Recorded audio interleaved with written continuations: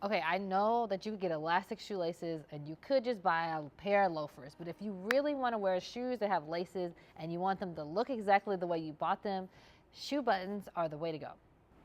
Okay, so you're going to take the shoelace out from the inside hole, choose the threaded part of the shoe button, stick it in first, then we're going to take the smooth part of the shoe button and screw it on top.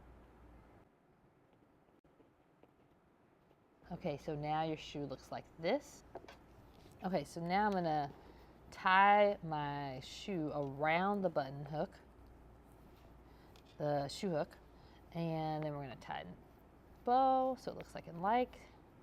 And somebody who can use both hands well might need to do this first. You only need to do it one time, because once it's like this, then you can unhook it from here, which gives you enough space with one hand to stick your foot in and then hook it back.